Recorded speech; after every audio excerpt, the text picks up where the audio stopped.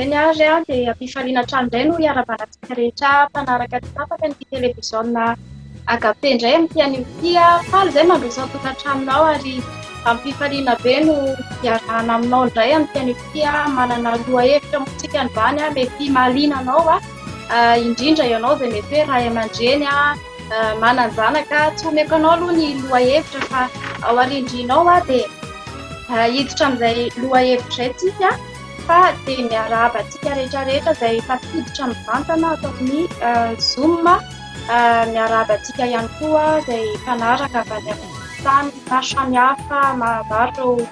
avy any Liban, avy any Koweït, eo ihany koa ny avy any Hong Kong, avy any Egypte, maneran-tany moa izany izao fandaharana izao ary maneran-tany ihany koa ny vahintsika izay hiditra eto androany. Fa ao anatin'izay aloha dia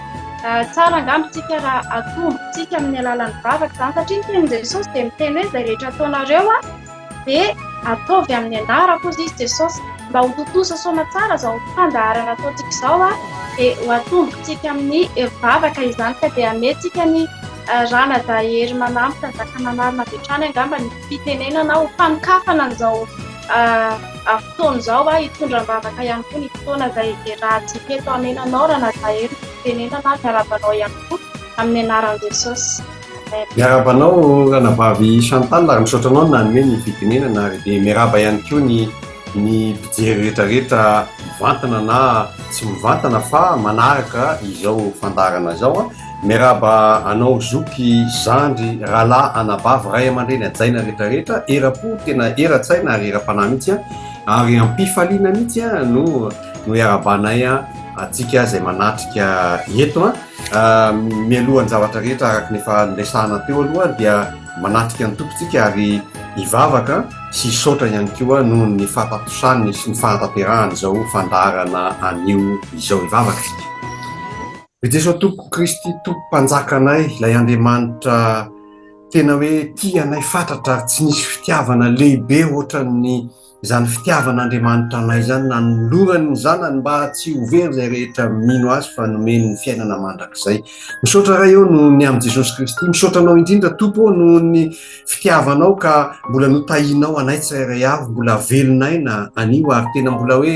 velonaina mba ho ampiasainao ho fitaovana pirakirainao ary tena misaotra satria no arovinao avokoa ny sainay ny vatanay fanahinay ary tsisy narombaka anay eo ampelantananao ary tsy arombaka anay eo ampelantananao satria zanakao sy asan'ny tananao zay ary tena inonay fa adidinao ny mombanay tsirairay avy ary eto manoloana ny izao fandaharana izao Jesosy dia mbola deraina ny anaranao ary fandaharana natao hoe tena anomeza amboninahitra anao satria ny fanatrehanay eto dia misy rona telo zay mihoatra n'izany ary mino zay fa manatrika anay eto ianao Tompo zany fanatrehanao zany dia tena isoranay ianao ary tena resy lahatra zay fa Andriamanitra miaino vavaka ianao Andriamanitra ihany koa tena hoe mamaly vavaka ary Andriamanitra ihany koa tena mbola manjaka omponay tsirairay avy manjaka ny fiainanay manjaka eto amin'izao fandaharana izao. Misaotra Tompo satria fantatray fa Andriamanitra ianao fa tsy mba olona ary tsy mandainga ary izay ambaranao dia tsy maintsy tanteraka ary ianao Andriamanitra mahatoky dia tena misaotra sy mideranao zay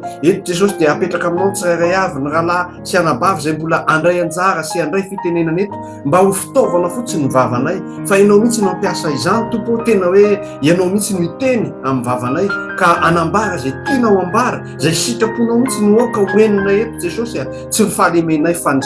tena hoe ny voninahitra ao tianay ho hita mihitsy Tompo satria fantatray fa isaky manatrika ianao dia misy fahagagana foana eo amin'ny fiainanay tsirairay avy mino zay Tompo fa ny fanatrehanao masina an'io dia anova zavatra lehibe eo amin'ny tsirairay avy eo amin'ny fonony tsirairay avy eo amin'ny fiainany tsirairay avy ary eo amin'ny daholo be ihany koa dia ahita zava mahagaga zay Tompo apetraka aminao ny fandaharana an'io apetraka aminao ny lohateny zay aroso eto apetraka aminao ny fandraisana anjara ny tsirairay avy mba ho tena hoe ho velona ao anatinay ianao fa tsy izay tsy ho velona. Misaotra Tompo satria fantatray fa eto ianao. Halleluja. Amen. dia misaotra ny tompontsika tamin'ny alalana izany vavaka izany ary tao am-pontsika tao dia niarana nandra-bavaka isika. Ny lohateny anio dia tena lohateny mahakasika ny fiainana andavanandro, tena hoe mahakasika ny tena fiainantsika manontolo, na kristianina zany na tsy kristianina, maika ave fa ny kristianina izay nataon'ny tompo hoe fahazavana izao tontolo izao fanasy ny tany. Mikasika ny atao hoe fitezana no resaka ho atolotra sy ho resahana atao hoe tena voboasana anio, ka tena betsaka ny vahiny eto izay tena andray anjara, ao ny reny mpianakaviana, ao ny ray mpianakaviana. Eto ihany koa ny atao hoe mpanao gazety izay mitondra ny fanontaniany ny mpiainy, fanontaniany solotenan'ireo mpijery ihany koa, dia betsaka ny fanontaniana eto fa mihitsika fa ny tompo no mandamina ny zavatra rehetra ary inona fa misy zava-baovao raisitsika lesona tsara mihitsy hoentina amin'izao fiainana izao. Mikasika ny tia atao hoe fitezana. Fantatsika fa ny ankehitriny izao taranaka zao dia taranaka maditra mihitsy, tena hoe maditra raha ny mieniny vaovao sy ny atao hoe ny fahita lavitsika dia mahita mihitsy fa tena enjana be mihitsy tena tonga amin'ny tena hoe tena faratapy ny ditra misy eo amin'izao taranaka zao. Zany dia tsisy izay tsy mahalala atsika fa mety vokatry ny fitezana tsy ampy, mety vokatry ny fitezana mivilana, mety vokatry ny fitezana ihany koa tena hoe tsy ampy an'Andriamanitra. Ary eto koa dia efa zany hoe misy manao fitezana mitombona ihany, kanefa na dia ny mpaitapo miaraka tezaina mitovy zao arony dia tsy mitovy ny toetrany, tsy mitovy ny fiantraikany, tsy mitovy ny fomba fiainany dia izany rehetrarehetra zany no ataontsika hoe aroso eto amin'ity latabatry ny resadresaka ambany tafotrano eto ambany tafo jojoro amin'izao tranolay fiaonana raisitsika izao dia zay no resaka aroso eto. Mialoha ny tena idirany resaka sy ny fanolorana ihany koa an'ireo vahiny zay tonga eto nanaiky nasaina isorana an'izy ireo dia atolotra ny rahalafaly aloha ny mikasikasika fanoizana zay famelabelarana zay sy mikasika indrindra ho an'reto vahiny sy ny fanontaniana zay efa nioetiny sahady ato amin'ny atao hoe ny mpijery sy ny mpandray anjara ao anatin'izao. Dia omenanao rahalafaly ny fitenenana ary dia miarabanao irapo eratsaina ihany koa, misaotra anao manasika sy mitondra manentana izao fandarana izao. Makasitraka rahalahy hery manampy nanomeny fitenenana ary aterina ihany koa ny fiarabana izay fanatsidiky ny rahalasana bavy mpiara-miasa eto amin'ity TV Agapety manonona ny fiadanan'ny tompo amintsika tsiraray avy. Araka ny efa voalaza dia mikasika indrindra ny fitaizana zany no lohahevitra ho arahantsika indray amin'ity takarivo ity. Mino aho fa mangetahetany amin'izany tsika ary dia ho atolotra avy hatrany ny vahiny izay misy anankitelo androany dia tsisy zany fa ranabavy Saby Daniela izay avy any Ezipta, ao ihany koa ranabavy Vola Lasolondraibe avy any Paris ary ho avy tsoelo eo moa ny namana Erika Randriamanantena noho ny antony maro samihafa dia mbola misy adidy tsy maintsy tanterahana fa hiditra eo any izy ireo ny vahiny anankitelo izay ho asaintsika androany amelabelatra mikasika izany fitaizana izany, ka dia tsy ho lava teny intsony fa mino aho efa liana dia liantsika hitondra ny fanazavana, hiain'ny fanazavana entin'ireto vahiny reto. Ka fantanina voalohany apetrako amin'ny ranabavy Saby Daniela dia hoe mananjanaka firy ianao manahoana ny fomba fitaizanao zany zanaka zany. Araka ny voalazan'ny rahalahy mpiara-miasa tao dia hoe misy ny fomba fitaizana maro samihafa ary manahoana ny vokatra hitanao eo amin'izany fomba fitaizanao ny zanakao zany.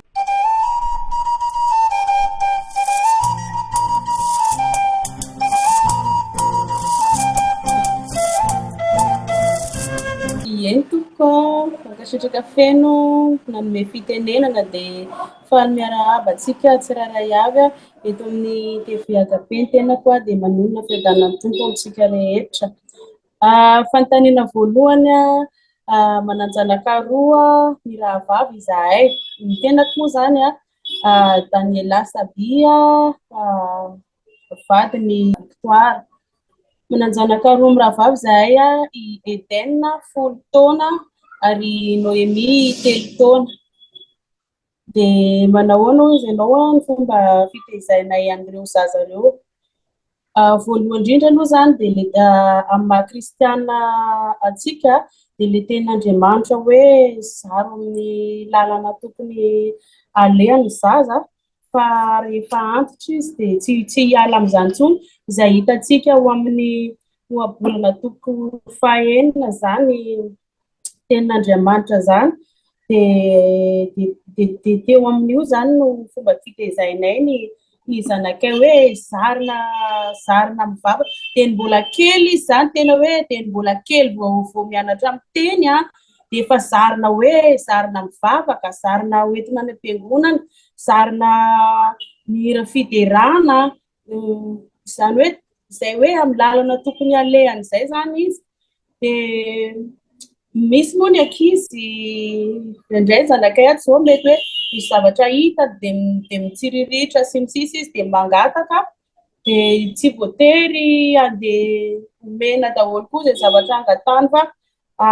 lanjalanjaina zany fa rehefa hita hoe tsy mahasoa azy dia tsy atao satria hitantsika koa ato amin'ny ohabolana toko fahatelo amby roapolo dia ny andininy fahatelo amby folo sy ny fahaefatra amby folo dia vakiko ny tena amin'ny anaran'i Jesosy aza tsy manafahizanaka fa tsy dia ho faty izy tsy akory na dia asianao ny hazo azy.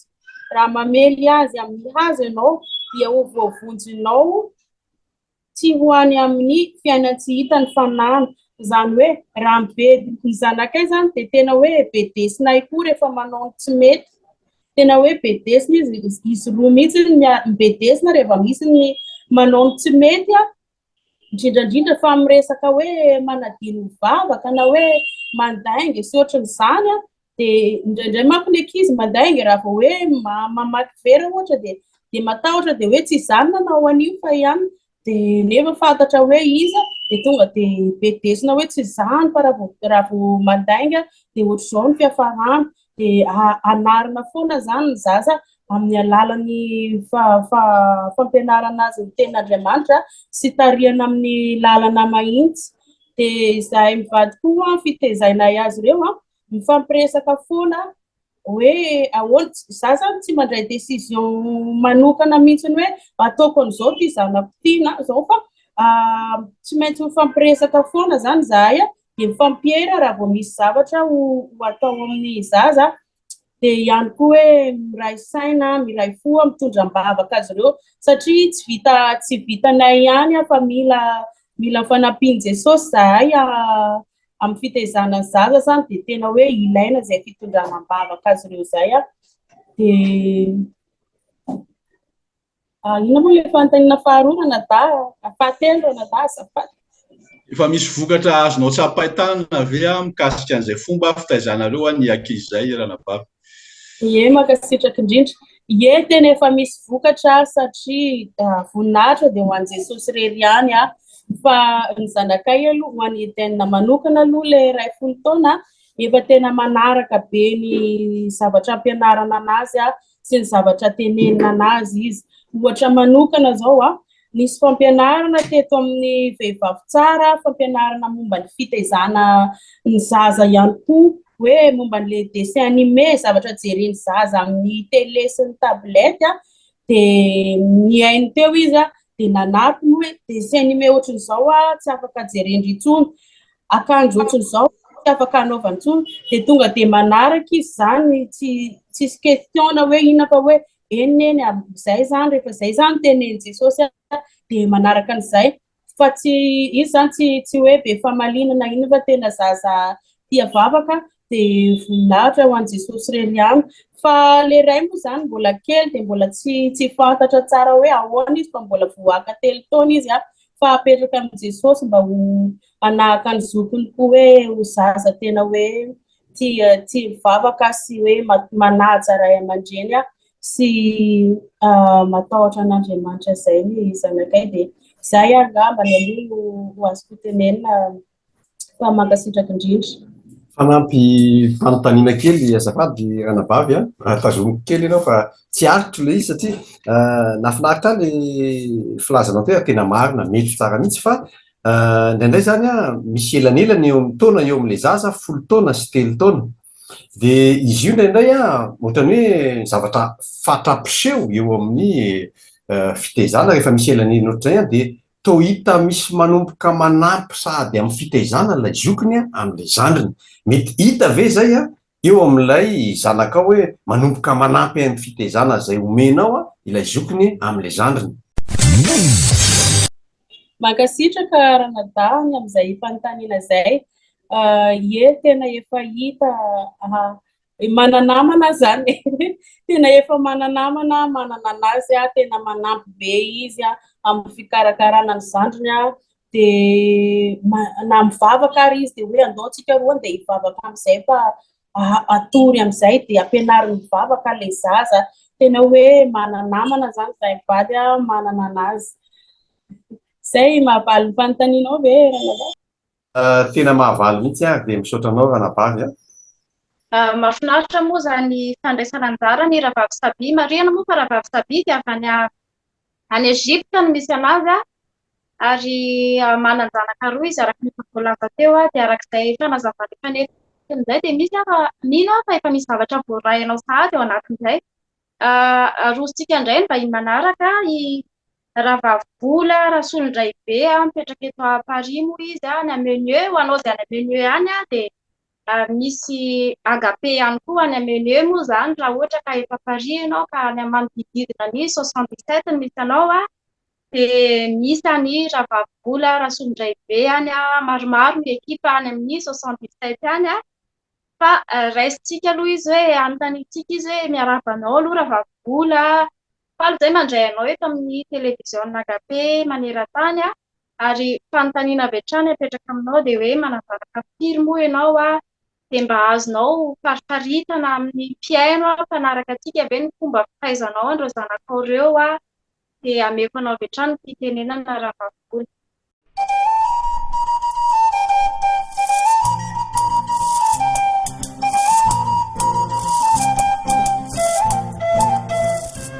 Dia misaotra ny Rahavavy Chantal nanome fitenenana dia faly miarabantsika rehetra mpanaraka an'izao télé Agape izao na antsika izay manaraka mivantana nareo izay manaraka ny télé Agape rehetra dia manona ny fihedanan'ny tompo amintsika tsirairay avy. Misaotra anao nametraka an'izay fanontaniana izay mpifaliana tokoa moa ny vahiny koa eto amin'ny télé Agape dia ny anay manokana moa ny anay mivady dia manana ny zanaka 5 mianadahy izay mivady 4 amin'ny rahalahy dia iray vavy voalohany indrindra dia 12 taona dia 17 taona 14 taona 1 taona ary 3 taona sy tapany ny farany. Dia ny fitaizana mivady ny zanakay zany dia araka ny efa voalazany Rahavavy Saby Daniela teo dia tena hoe tezaina araka an'Andriamanitra ihany koa, tezaina atahotra an'Andriamanitra, alala an'Andriamanitra, ho tia an'Andriamanitra. Zay zany ny tanjonay voalohany amin'ireo zanakay ireo hoe satria izay nifanena tamin'i Jesosy satria izay nampandroso an Jesosy tamin'ny fiainanay dia hitanay hoe tena nitahiny izay nahasoanay zany dia ampitainay amin'ny zanakay ary ny tenin'Andriamanitra moa izay anisan'ny tena hoe akanay modely amin'izany indrindra moa zany za manokana satria za zao no mivahiny eto amin'ny télé fa mitovy mihitsy ny fisainana amin'ny vadiny amin'izay dia ato amin'ny Deutéronomie toko 9:1-7 amin'ny anaran'i Jesosy hoe aroaka ao am-ponao izao teny andidiko anao anio izao dia ampianaro tsara ny zanakao zany ary resao na mipetraka ao an-tranonao ianao na mandeha any an-dalana na mandry na mifo. Dia io teny io zany tena hoe anisan'ny ataoko modely raha izaho hoe amin'ny lafim-piainana rehetrarehetra mihitsy dia tsy miala ao anatin'ny foko mihitsy izay hoe mila mampita an'ireto zanako reto mila mampahafantatra azy tsara an'Andriamanitra, mila ataoko hitany amin'ny fiainako hoe Jesosy velona atao anatiko amin'ny alalan'ny témoignage ny fiainako amin'ny alalan'ny fifandraisako amin'ny vadiko amin'ny alalan'ny zavatra rehetrarehetra izay ataoko ny fifandraisako amin'ny olona manodidina dia hitany hoe eo Andriamanitra, hitany hoe tsara miaraka amin'Andriamanitra, mahafinaritra miaraka amin'Andriamanitra ankoatran'ny hoe fampahelezako azy hivavaka mamaky ny tenin'Andriamanitra andeha mahitsy eo anatrehan'Andriamanitra. Dia ny fitaizana zany dia tena azo atao hoe asa à plein temps, sy tena asa tena hoe mila mahatsapa an'izany mihitsy zany ray aman-dreny tsirairay avy ny fitaizana tsy mandehandeha fotsiny ohatran'izao, ary efa somary voaresaka kely teo moa hoe mety anisany mahatonga an'ireny zavatra hitantsika tato ireny dia ny tsy fahampiany ny fitaizana, tsy manana fotoana intsony ny olona hitaizana ny zanany. Dia ny nahy manokana zany dia tena hoe miezaka arak'izay azoko atao mampita arak'izay niteneniko izay hoe ny fitiavan'Andriamanitra, ny fahafantarana an'Andriamanitra, fankatoavana an'Andriamanitra amin'ireo zanak'ireo, ary tena zavatra anankiray ihany koa izay fanaoko dia hoe mivavaka mangataka amin'ny fanamasina mba hampianatra hanome fahendrenany amin'ny fampianarana an'ireo zanak'ireo, ny fitaizana an'ireo zanak'ireo, satria na dia hoe efa misy lehibe ihany ary ny zanako zany raha par rapport amin'ny zanak'iravavy Sabia, dia tena hoe mbola mianatra foana, mbola mianatra foana, mbola mila mianatra amin'ny fanamasina foana hoe ahoana ny tokony ataoko fanamasina, ary hitako hoe manampy ihany koa ny fanamasina zany, manolontsaina mihitsy ny fanamasina amin'ny fitaizana ny zanakitsika.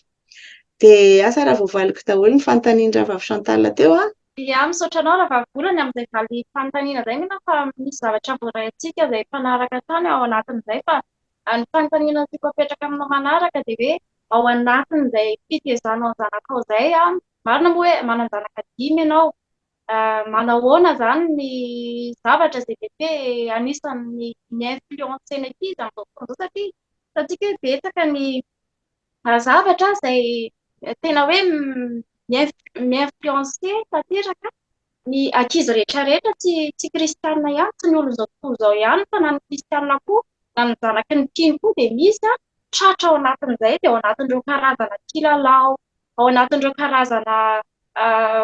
sarimihetsika ohatrany hoe dessin animé sy ny tariny, manahoana indray ny fomba figerenao an'izay zavatra izay, zany hoe araka ao maso daholo hoe ny zavatra jereny, fa mino fa mety efa manana telefona daholo moa zany izy ireo, dia hoe araka ao maso daholo hoe zany ny zavatra jereny ao anatin'ny telefona, satria manko ny tena problema dia izao hoe misy amintsika amin'ny ray aman-dreny mpino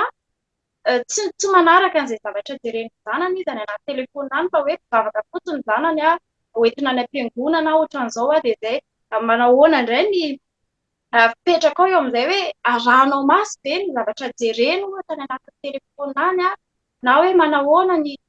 fomba fitaizanao anazy manoloana an'ireo zavatra mi-influencer ny ankizy rehetrarehetra maneran'izao tontolo izao, tafiditra ao anatin'izany ny jeu, ny inona koa tisio, ny kilalao maro samihafa, tafiditra ao anatin'izany ihany koa ny zavatra mety hoe jeren'ny ankizy any anatin'ny telefona any, dia manahoana zany ny fomba fitaizanao an-zanakao indray manoloana an'izay fanontaniana izay, raha mbola afaka amenanao hatrany fitenenana. Dia misaotra nametraka an'izay fanontaniana izay, fa tena zava-dehibe mihitsy no iresana izay fanontaniana izay. Amin'izao fotoana izao dia tena betsaka tokoa ny zavatra mi-influencer ny ankizy, ny tanora, na ny kristiana na ny tsy kristiana, eny fa na dia ny zanaky ny kristiana aza dia indraindray tsy tena tonga saina tsara ny ray aman-dreny. Za moa sady manana zanaka 5 aza no sady mpitaiza ny tanora sy ny ankizy ihany koa ao anatin'ny fiangonana, dia hitako hoe tena zava-dehibe mihitsy no amaliana an'izay fanontaniana izay. Raha ny nahy manokana dia mbola vao kely hoe noho ny fahasoavan'ny tompo zany, dia hoe mbola voateraka ilay zaza, dia izay mivady efa mpino efa nanolo tena ho an'i Jesosy no nanomboka niteraka an'ireo zanaka ireo, ka mbola vao kely mihitsy izy, ohatran'ny ravavy Sabi teo hoe mbola vao zaza izy dia efa ampianarina azy hoe tia ny tsara, tia ratsy. Ohatra hoe ny dessin animé dia efa fantany hoe tia tsy azo jerena, tia mahazo jerena. Zany film zany aloha dia efa tsy mijery an'izany mihitsy zareo, satria tsisy ninina mahasoa azo raisina ao anatin'ny film. Dia na ny hira dia zareo efa nampianarina hatramin'ny mbola kely hoe raha mihaino hira ianao dia hira manandratra an'i Jesosy ihainoana, fa tsy hira izay mampita mesazy, misy mesazy hafahafa ny anatiny any, ary indraindray tsy tonga saina akory ilay olona mihaino an'ilay hira na mihira an'ilay hira. Dia ohatran'izay ihany koa na jeu vidéo, télé, dia ny zavatra tsy maintsy atao zany dia hoe tsy maintsy manisy limity ny ray aman-dreny, tsy maintsy manisy fiarovana ny ray aman-dreny raha ohatra ka tsy tiantsika ho simba an'ireny zavatra ireny zanakitsika dia tsy maintsy manisy fetra zany tsika ray aman-dreny tsy maintsy tsika zany tsy maintsy eo ary izay moa matetika no anisan'ny tena olana anankiray goavana hoe absent le ray aman-dreny mety hoe tsy absent mety hoe ny vatany eo ihany fa mety hoe manao zavatra izy dia tsy ao ny sainy dia avela fotsiny eo ilay ankizy, mety hoe tena mandeha miasa izy dia irery koa ilay ankizy dia manao izay tiany atao. Eny fa na dia kristiana raha misy tranga ohatran'izany fa ny fitaizana zany dia mila fotoana, tena mila fotoana. Ohatrana manokana moa miasa dia tena hitako hoe mila tena hoe ary izay ny angatahana amin'ny fanamasina isan'andro hoe manolo-tsaina hoe ahoana ny anamboarana ny fotoana, ahoana ny andaminana ny fotoana mba hoe eo ihany ianao zany fa tsy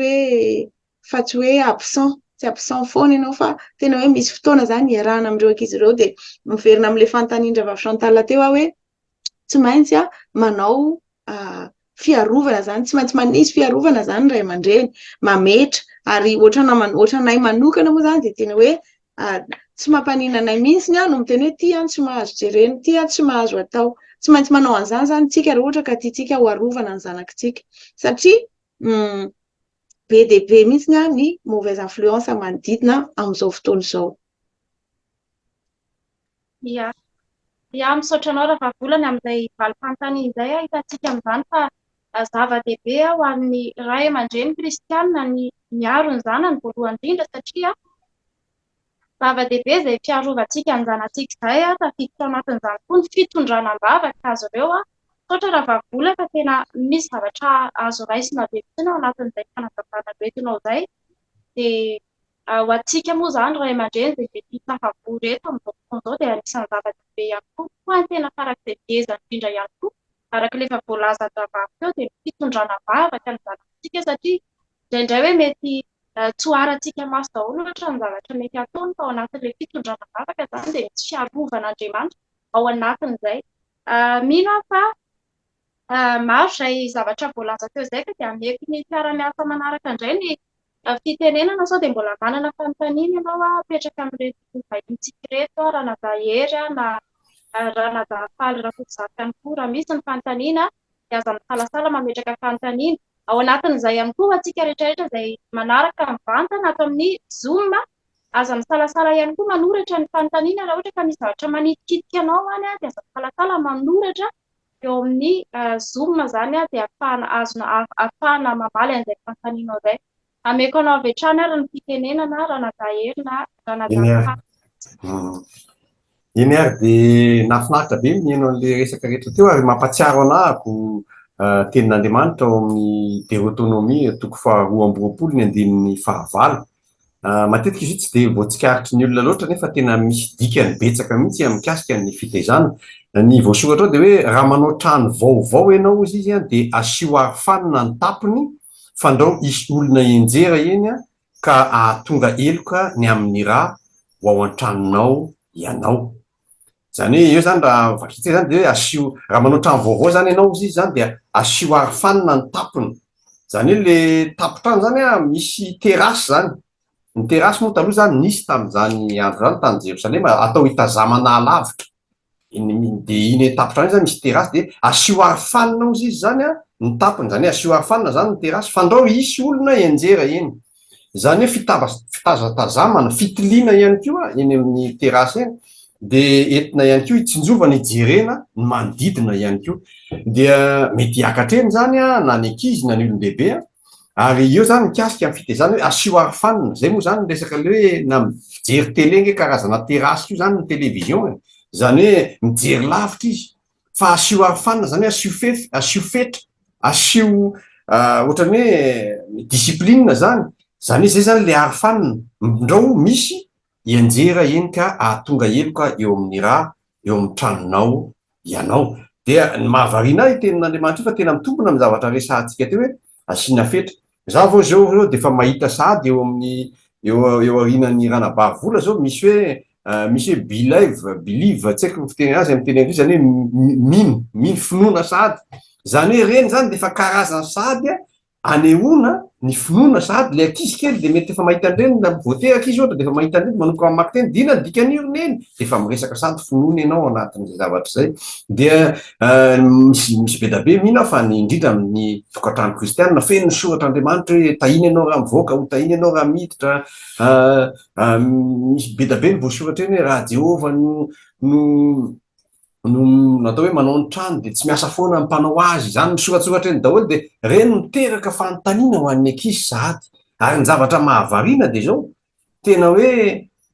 eo le fitaizana resahantsika fa ny tena le hoe modely de tena zavatra mandaitra mihitsy eo amin'ny ankizy zany hoe ny ankizy zany mpangalatahaka jereny ny ray aman-dreny mangalatahaka ny ankizy fa na ny kiraronao ngeza be iny ary efa tsy eo ianao de hoentiny mandehanderaky ny trano iny kiraronao iny zany hoe ilay ataonao mahafinaritra azy mangalatahaka an'ireny ny firifiry tamin'ny kirarony reny mpianakaviany reny moa tsy ny ankizy efa tany amin'ny telo taona izy de efa nentiny eraky ny trano tsy fantatra akory efa nanao fa nireny le voditongotry reny de efa mikilakilaky eraky ny trano de efa natao ny firy tamin'ny ankizy lahy koa moa mahita ny volom-bavany dadany izy de alainy kio ny saribao de asiany an'iny kio ny ambonin'ny molony de ohatrany hoe ianarany zany hoe aingana amin'ny ankizy zany mangalatahaka ny ray aman-dreny eto zany de fanontaniana apetrako amintsika rehetra ny hoe manahoana tokoa zay karazan'izay modely satria ny teny moa zany ny tompo manao hoe ianareo ny fahazavana zao tontolo zao de zao tontolo zao voalohany angeka le zanakitsika zany zao tontolo zao voalohany zany ny vady aman-janaka ny zao tontolo zao voalohany zay vao mihitatra any amin'ny fianakaviana manodidina vo any amin'ny fiarahamonina ka manahoana ny fijerinareo an'izay hoe tena hitanareo hoe zay resaka fahamarinana zay teny zay teo amin'ny zanakareo hoe hitatsika ety koa fa tena mangalatahaka izy ary hitatsika ety koa fa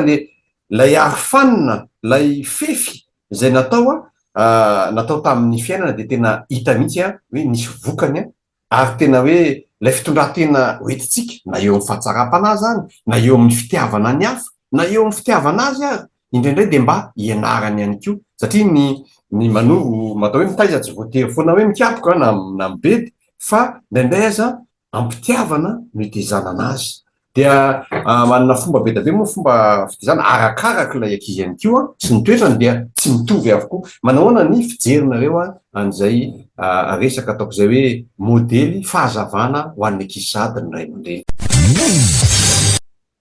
De andray fitenenana vetrany angamba fa tiako tsindrina mihitsy zay voalaza teo zay hoe tsy voatery hoe hikapoka sy bedy foana zany ny fitaizana ary mandringa ihany ny fitaizana raha ohatra ka hoe be de be ny kapoka sy bedy fa kely de kely ny fitiavana sy ny faharetana ohatrany za zany tena mahita hoe tsika tena afaka maka modely satria Andriamanitra hoe raitsika afaka maka modely mihitsy tsika hoe ahoana ny fitondran'Andriamanitra tsika ahoana ny fataon'Andriamanitra amintsika impirimpiry moa tsika maditra impirimpiry moa tsika manaonao foana de nefa Andriamanitra maharo-po nefa Andriamanitra mbola manarina atsika foana izy mbola tia atsika foana tsy miova amin'ny fitiavany de hitako hoe modely tsara be zany le hoe fitiavan'Andriamanitra atsika raha zay zany ny anarantsika indray le izy tsy hoe mora manao an'izay fa tena zay mihitsy zany ny idéal hoe ny zavatra hita ny zaza anankiray na ny ankizy anankiray rehefa équilibré ireo zavatra anankiroa ireo misy fitiavanao misy arofaninao araka le voalaza teo de équilibré le zaza ary na misy zavatra ara mandeha na misy olana na ohatrany lalovany de hainy foana mandeha amin'iny hainy foana zany mihoatra n'iny zavatra mitranga amin'ny fiainan'iny satria voataiza tsara izy feno tsara ny fitaizana zay natao taminy de zafady kely iny moa le fanontaniana fa tsy tadidiko tsony le fanontaniana fa ohatrany tiako ny fitsindriana zay fa hitako hoe tena zavatra fitrakan'izay modely zay hoe hita tsara tsapa tsara hoe iny fa voarainy le ankizy tokoa le modely ary mahafinaritra be mijery hoe ity le modely nataoko fa nifindra nakany amin'le zaza tena zany mihitsy ny hoe hita le izy hoe voaray an'le ankizy ary ianao ray aman-dreny zany de tena faly mahita an'le izy hoe ty le zavatra nataoko tam'le ohatr'izao inona ty le zavatra fahitan'le zanako ataoko de lasa metraika ho azy any amin'le ankizy izy ohatra anankiray zao ohatra hoe mamako mamako ary tamin'izany mbola tsy kristiana, mbola tsy nanolo tena ho an'i Jesosy, fa mamako zany dia anisan'ny olona tena tia olona.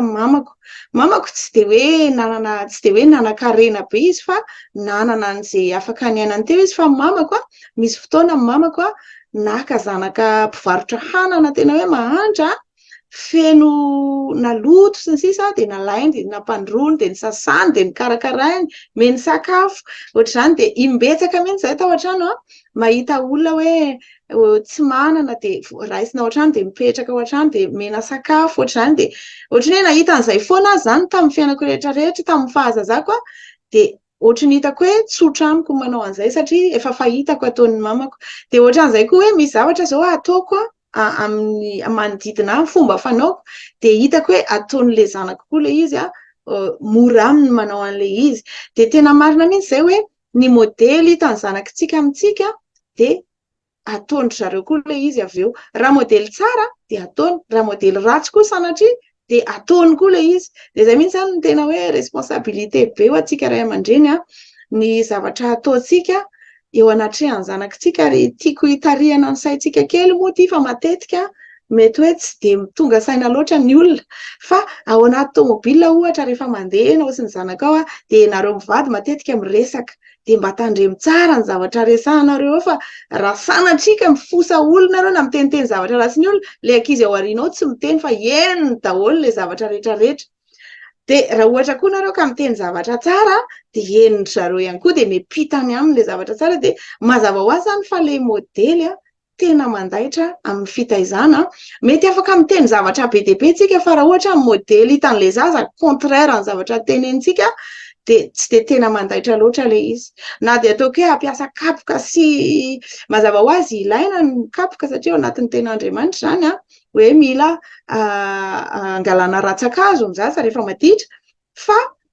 le modely io zany dia tena anisan'ny mahomby rehefa hitan'ny zanakitsika hoe misy zavatra modely tsara eo amin'ny fiainantsika, hoe ahoana ny fomba firesakitsika amin'ny olona, ahoana ny réactionntsika, ahoana ny fomba firesakitsika ny olona, ahoana ny fomba fitiavantsika ny olona. Dia raisiny zay voarainy zay ary tena hoe hitako hoe tena trésor ho an'ny zanakitsika izay zany. Satria ny ankizy mantsy dia se construire tsy kelikely ao anatin'ny ankohonana ny ankizy. Vao teraka izy dia mitombo izy, dia ny zavatra hitany ao anatin'ny tokantrano ao zavatra lazaintsika aminy sy ampitaintsika aminy dia iny ohatrany hoe manao trano, dia mandeha tsikelikely le trano, mametraka biriky tsiraidray mbandrapahavita an'le trano dia tena zava-dehibe zany. Marina mihitsy zany hoe tena marina hoe zava-dehibe ny modely izay hitan'ny zanakitsika zany eo amintsika ray aman-dreny. Ary tsy hoe ny renim-pianakaviana ihany fa ny ray aman-dreny mihitsy zany tena tokony hanana izay responsabilité izay. Tena amafisiky ny valiteninao ranavavy, ary manamafy ihany koa ny voalaza teo le tenin'Andriamanitra hoe raha manao trano vaovao ianao dia asio arofanina ny tampony, fa ndao isy olona enjera eny ka ahatonga eloka eloka ny amin'ny raha ny ao an-tranonao ianao. Zany hoe le arofanina zany tsy ho an'ny ankizy ihany, fa ho an'ny lehibe mihitsy zany le arofanina, satria modely izy. Ary raha ohatra ka miopefy ny ray aman-dreny dia hitany iny ary metraka misy fiantraikany ratsy hoy zany ianao. Ary marina mihitsy zany. Zany hoe isika ray aman-dreny zany dia tena tokony ao amin'izany fananganana trano na tokantrano, mbola tsy eo aza ny ankizy dia efa misy fifehezana tena sahady mba hahafahan'ny arofanina, ka lasa ohatrany hoe tena efa voajanahary sy miraikitra amin'ny fiainantsika, tena voajanahary amintsika ny mandeha mizotra amin'ny lalana mahitsy sy ao anatiny atao hoe araky ny lalana soritan'Andriamanitra amin'ny fiainantsika. Fa ivoana kely indray amin'ny tsy hoe ivoana fa hitatra kely mialatsiny fa ohatran'ny sotrobe lavatango ny mateti-piavy, ka angamba ny anarako lasa hoe sotrobe lavatango rehefa kelikely. Fa ny tiako resahana dia hoe fanontaniana izay misokatra ho anareo miravavy, afaka mamaly azy ihany koa ranabavy Saby ihany koa, indrindra mikasika ny atao hoe tsapatsika, indrindra fa ho an'ny isika ray aman-dreny izay tsy miaina ny an-tanin-drazana fa miaina aty ivelany. Zany hoe aty isika zany izay atao hoe miaina aty Adilam-bato, dia na any Egypte io na aty Paris na aiza na aiza misy atsika, na any Liban, dia fantatsika fa ny antony ny andeharantsika aty dia ila ravinahitra. Ary ao anatin'izany filandavinahitra zany dia matetika ny roapatelo ny fiainantsika dia tsy miaraka amin'ny zanakitsika. Zany hoe midika koa zany fandroam-pahatelo ny fiainan'ny zanakitsika dia tsy miaraka amintsika. Misy fiatraikany be fiatraikany be da be tokoa izany satria ny roam-pahatelo ny fitezana ihany koa dia ataony ny any ivelany ny fiarahamonina fa tsy ataotsika.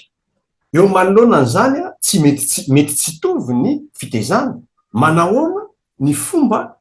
ametrahana ny atao hoe ny fitezana tiatsika hoentina mba ho tena hoe andrakotra ny fiainany bebe kokoa noho ny fitezana azony avy any velany. Misy fahasarotany ve zay zavatra zay, misy atao hoe tsy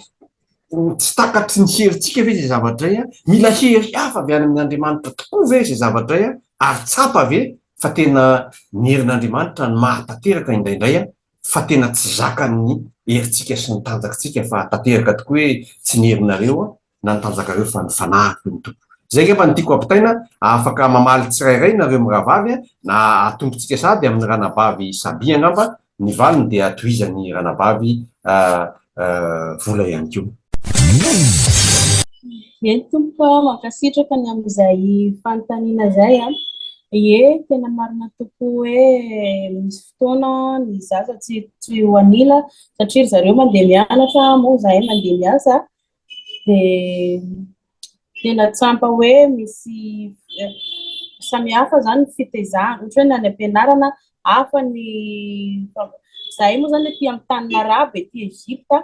dia maheno zavatra zany ny zanakay ohatra hoe azany moa azany le miteny be amin'ny megaphone hoe le manao Allahu Akbar sy ny sisa reny zany dia izy mihitsy ary no manontany hoe fa inona zany neny fa maninona tsika tsy makany amin'izany fa maninona ny olona makany dia izay hoe azavaina anazy moa zany ohatra zao hoe misy malagasy aty silamo ry zareo dia manontany hoe fa maninona no zareo no silamo dia tsika chrétien zany hoe hitany zany ny fahasamihafana le fitezainay anazy ato sy ny fitezan'le zaza hafa le manana ray aman-dreny silamo dia iny moa ampahafantarina anazy foana zany ny tenin'Andriamanitra hoe Jesosy Kristy ihany no tompo sy mpamonjy tsika dia tsika mivavaka amin'ny Jesosy fa tsy amin'ny fivavahan'ny zareo dia miezaka tena hoe ahitsy foana izy zany satria izay hoe amin'ny mahatany Arabo aty zay dia be da be ny zavatra hitany na any am-pianarana zany mianatra religion koa zareo dia misy zavatra ampianarana anazy zany zavatra hafahafa mifanohitra koa amin'le atsika zany hoe amin'ny atsika kristianina dia tena hoe mivavaka zany mivavaka no entiko hoe anampiana anazy satria tsy indraindray tena tsy vitako za rery no manazava an'le izy dia ny dadany koa moa tsy eto an-toerana raha teo fa any Belzika donc za matetika zany hoe za rery no mijery an'le izy dia indraindray misy fanontaniana tsy voavaly aloha dia teneniko eo foana ndry rehefa voavaliko zay dia indraindray mangataka fitarian'ny fanahy masina aloha dia avy eo averina azavaina aminy le izy fa tena tsampa be le hoe tsy anentanindrazana dia tsampa koa hoe fahasamihafa ny finoana kristiana sy ny finoana silamo zany tena tsampa be zay dia misy ina moa lasa misy question mipetraka zany ao aminazy noho izay dia somary manahirakirana ihany aloha ny amin'izay lafiny anankiray zay amin'izay hoe resaka finoana zay fa izy anefany efa tena mandray izy fa niteneny izy hoe tena tsy ireo ny atsika fa ny atsika dia Jesosy ihany Andriamanitra ihany Jesosy anak'Andriamanitra ezahana azavaina aminy zany zay dia manarakarak'izay koa moa zareo rehefa tsy any am-pianarana dia atao trano dia fa tsy ny aty moa zany etazy lavabe dia tsy dia misy hoe tokotany ilalaovany hoe mifandray amin'ny voisin na ohatran'izany fa atao trano ihany dia dikan'izay zany hoe raha vao atao trano dia voara-maso zany fa tsisy olona hafa hoe mitay zaza afa-tsy hoe zahay atao trano sy ny any am-pianarana dia zay zany no tombony kely ho anay fa tsisy hoe makany amin'ny mpiara-monina sensesy dia tsy haiko hoe na voavaly ny fanontanianao hoe zay raha nadasa tena misaotra anao raha navavy ary mihainao an'izany dia voavaly ilay fanontaniana fa izahako dia natsapa mihitsy ao anatin'izy hoe fahasarotany izay fitezana izay eo amin'ny lafiny amin'ny toerana misy anao sahady ary eto dia ohatran'ny tonga dia tafiditra ato anatin'ny saiko avy hatrany hoe ny tenin'Andriamanitra eo anareo izay miasa fatra sy maveritra izy na makanisa ty amiko za manana fijarana ary eto mihitsy dia hitako mihitsy hoe fahagagana sahady ngeza be izany hoe ankizy taizana eo anivon'ny fiarahamonina silamo kanefa mbola tafita ihany ilay fitezana maha-kristianina sy ny finoana ampitaina ao anatin'izany amiko zany fahagagana dia misaotra anao ranabavy ary mitodika amin'ny ranabavy vola indray izay aty amin'ny firenena tsy silamo kosa fa firenena ny ate zay ka mba ilazako azy zany hoe firenena tsy mpino be da be raha mandeha anao miresaka amin'ny vazaha ka mifanena amin'ny vazaha angamba ny ataoko hoe ny andro tokony dia milaza tsy mino an'Andriamanitra daholo izy fa lasa lamodiny indray ny atao hoe ate zany amin'izay fotoana izay manahoana indray ny fetraikany izay sy ny fanontaniana ihany zany izay miverina ihany ilay fanontaniana napetraka tamin'ny ranabavy Saby teo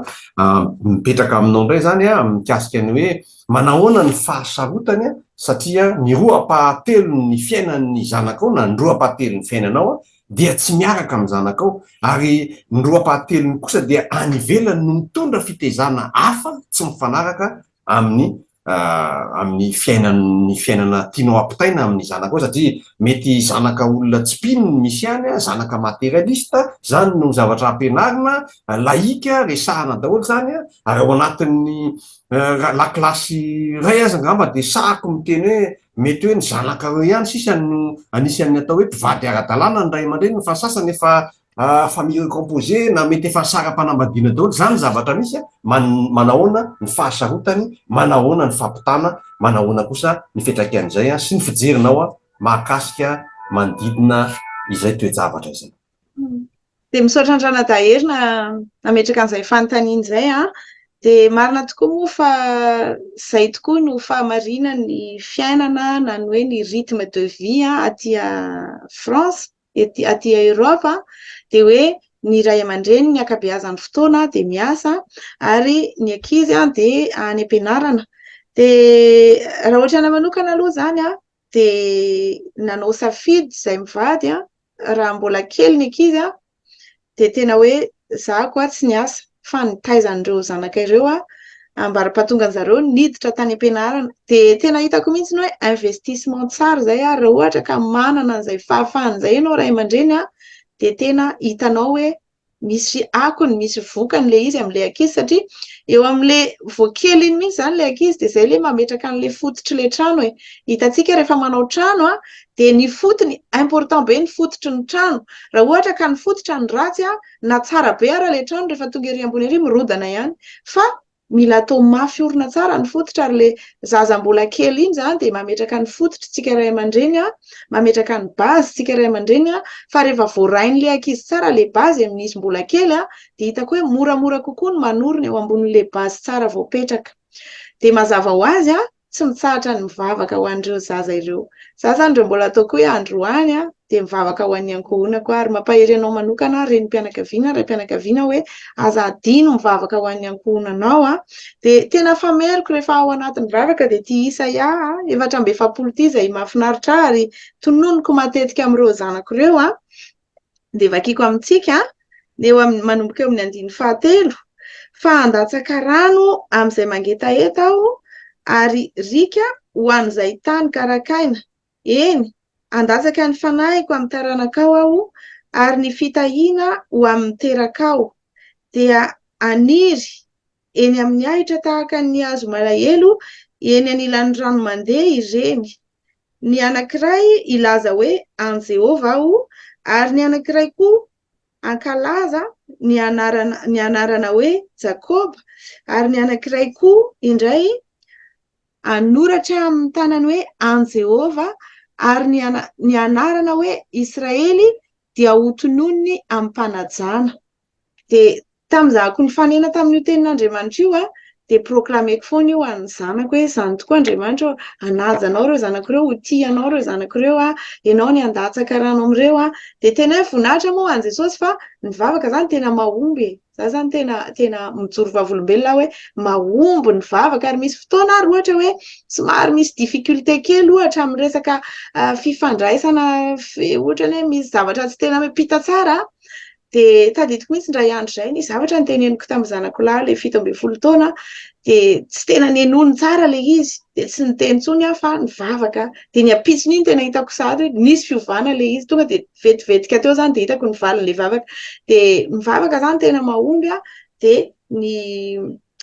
fanasiana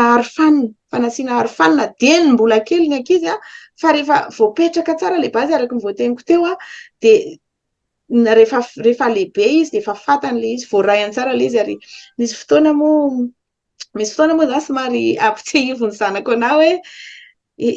ianao ve maman efa be dia be ny valeur efa niteneninao taminay dia ianao ve mieritreritra hoe mbola hanao an'izany zay ohatrany hoe inona re zao ny exemple fa matetika mihitsy zareo miteny anazy zany hoe maman efa be dia be ny zavatra voaraina sy fantatray ve dia mbola averinao fa hanao an'izany ihany zay fa za koa zany ny fanaoko dia le arofanina zany tsy lavitra eo manara-maso foana ohatra fotsiny zao ianao hoe naka fanapahan-kevitra hoe ny zanako nanomboka tamin'ny classe rehefa manomboka lehibe classe de 6e teo angamba tamin'ny mbola kely aloha le misy an'le hoe inviten'ny ankizy anniversaire dia tsy mampaninana fa avelako fa rehefa manomboka le eo amin'le mianatra zavatra ratsy eny amin'ny namany ihany na mahita dia tsy navelako mandeha amin'ireny anniversaire reny intsony satria matetika amin'ireny no ianaran'ny ankizy mifoka sigara misotro toaka mijery zavatra tsy izy sy ny sisa dia efa napetraka izy règle zay hoe tsy mandeha any amin'ireny mandehandeha ohatran'izay intsony izany hoe manao soirée pyjama zany tsy mbola nanao an'izany soirée pyjama zany zanako zay zany le arofanina aminay mivady zay le arofanina mila tsy matahotra zany mametraka an'izay arofanina izay tsy matahotra tenen'ny olona hoe extrémiste be koa nareo zany fa fiarovantsika ny zanakitsika zany satria raha ataoko hoe mahita zavatra ndre mandeha amina fety ohatra manandrana zavatra ndre mandeha any fotsiny zanakitsika dia efa tara loatra fa anjarantsika zany mametraka an'ilay arofanina dia eo ny vavaka fa eo koa hoe mitohy foana le arofanina zany eny an-dalana iny dia zavatra anankiray tena tiako ampairezana antsika izay tena hoe ezahako atao dia zao hoe miresaka betsaka amin'ny zanako marina fa hoe miasa fa isaorako an'Andriamanitra moa zany fotrany hoe mahita fotoana kely foana ohatra fotsiny zao exemple anankiray hoe le zanako anankiray mirava izy any amin'ny lycée amin'ny 5 sasany dia za mirava amin'ny 9 dia miara-mody izay mianaka dia ao anaty voiture manana fotoana izay atsasakadiny isan'andro matetika zany dia ao anatin'iny zany tena manararoatra manakaiky azy manao échange miaraka aminy ohatran'izay dia misy zanako hafa mety hoe fotoana hafa ny ahitako an'izay fa ezahako mihitsy zany hoe misy échange misy fifandraisana na dia tsy eo foana ary mandritra ny tontolo andro fa mitady temps de qualité amin'ny ankizy tsirairay avy ohatrany moa somary tena hoe mila organisation be le izy fa isaorako ny tompo fa ohatrany hoe tena Andriamanitra mihitsy koa no manampy manao an'le planina hoe eto amin'ity fotoana ity zaza iray ity dia eto amin'ity fotoana ity zaza iray ity fa ilaina zany zay mba hahatonga an'le ankizy hoe hijanona tsara foana ao amin'le valeur efa napetrakantsika ray aman-dreny fa tsy ho influencer ny any ankafa fa tsika ray aman-dreny zany mila mahafantatra hoe isan'andro dia misy mauvaise influence foana avy any am-pianarana eny fa na dia maternelle ary androany zao vao navy nanasazy an'le zanako kely 3 taona sy tapany satria na eno zavatra eno ny avy any ivelany tany dia naveriny tato an-trano dia voasazy izy dia tsika zany mila miambina foana fa mbola kely ary ireo zaza ireo dia efa tonga le mauvaise influence avy any ivelany fa tsika tsy maintsy mi-contrebalancer an'izay na hoe manohatra an'izay amin'ny alalan'ny tenin'Andriamanitra amin'ny alalan'ny témoignage de vie atsika amin'ny alalan'ny vavaka ataontsika dia isaorana ny tompo fa mahomby le izy. Misaotra anao ranavavy ary nafinaritra fa harena be mihitsy nomenona izany resaka izany dia ny tiako sahana fotsiny alohan'ny ametrahany rahalahy faly fanontaniana satria fa miomakomana koa izy ao mety tratran'ny fanontaniana vararaka tsika rehefa aveo zany fa mialohan'izany rehetrarehetra zany aloha dia ohatrany hoe mahavariana hoe tena ohatrany teo zany zany hoe nikapoka ny zanako 3 taona manintsy misy fotoana zany ny ankizy somary enjakenjana ny disipline napetraka aminy a mikapoka ianao me mitombo le ankizy a de manomboka araka ny resaka ho teo hoe manomboka manao échange aminy ahako izany hoe isika ray aman-dreny zany tena sarotra be le asantsika tokony be karama be tsika raha ny tokony ho izy ary satria tena sarotra le izy mila miova foana zany mila miova foana koa zany tsika mianatra foana tsika tsy stapaizana mihitsy fa de diplôma eny ampitomboana fiainana eny koa de eny koa ianao mahazo diplôma de tena rehefa lasa eny de aveo koa zany de misy mihitsy zany hoe tena hoe aiza ndrendreza eo manko mahatonga le ray aman-dreny manao hoe tary bofo sy bainina ozy ny fiteny taloha efa taraiky satria aingana be fitombony ny sain'ny zaza ary aveo tsy maharaka le ray aman-dreny tsy fantany marina ny fiainany amin'ny zanany a de manjary velona treo ny famitapitahana manafiny izy a sy karazany ilaina zany maka ny fony ny ankizy mihitsy zany a miresadresaka aminy sady ray aman-dreny ianao namany a fa tsy voatery be de azy tsony rehefa lehibe izy fa manoro azy mizara ho azy zany ary mitantana mitarika anazy mihitsy zany mba azo zany ny fony a mba tsy hanafenany ny fiainany any velan'le roa pateliny misy zany zavatra zany ary etotsika de mahita koa angamba mifandarana fanoizana zao zany ataontsika hoe angamba fitezana voalohany ty fa fitezana faharoa misy fandarana ary mbola asainy ety aminareo ary mbola hitomby ihany koa ny olona ho avy eo a satria raha dinina de misy ny olona manao atsaka sy andava ny fitezany a nefa anisan'ireny le hoe sonjare loasavony tsy loazan'izay mamarara dia misy ihany le ankizy a mivoany raha tsy raisy fotsiny ohatra sahala amin'ny hoe milainy farmera zay tena manohatra an'Andriamanitra sy tsy mino mihitsy nefa zanaka mpitandrina zanaka paster izy a dia eto a no mipetraka hoe ngambany amin'ny fandarana faharoa mikasika ny fitezany no resantsika fa tsy oby teto zay zavatra hoe fa mialohan' zany aloha de aleoko tonga de omenany rahala faly an'izay ny fanontaniana vararaka zay ho alefany aminareo. Mankasitraka rahalahy hery manampina ame fitenenana araky ny voalaza teny am-piandohana moa dia mivahiny miaraka amintsika eto koa ny rahalahy Erika Randriamanantena avy any a Bordeaux efa vonombonina ny rahalahy am'izao fotoana zao de mamerina ny fiarabananao rahalahy Erika tonga soa eto amin'ny plateau an'ny TV Agape efa maromaro ihany ireo fanontaniana napetraka teto zay efa nivalin'ny anabavy teto fa de menanao avy hatrany ny fanontany fitenenana manahoana ny fomba fitaizana ny ankizy firy nisan'ny zanaka ao araka ny resadresaka natao teto dia ao koa ny hoe asa mandrara zay sanina aty ampitandramomasina aty manahoana ny fijerenao an'izay ary fanontaniana tiako apetraka ihany koa ho atinareo telo menadazy vahiny teto de hoe itsika koa dia anisan'ny fitaovana ho ampiasain'ny tompo mba hitoro ho an'ny hafa ary ny tenin'Andriamanitra de milaza hoe miavaka amin'ny manompo sy ny tsy manompo ary mazava ho azy fa miavaka ihany koa ny zanaky ny mpanompo zay taizana amin'ny fomba kristianina efa misy ve afaka manao témoignage ve nareo tsy côté positif anday kosa hoe tena hoe nanova ny mpiara-mianatra ny mpiara-monina ny havana vokatry zay fitaizana nataontsika ho an'ny zanatsika ireo meko anao avy hatrany ary sady miarabanao rahalahy Erika tonga soa.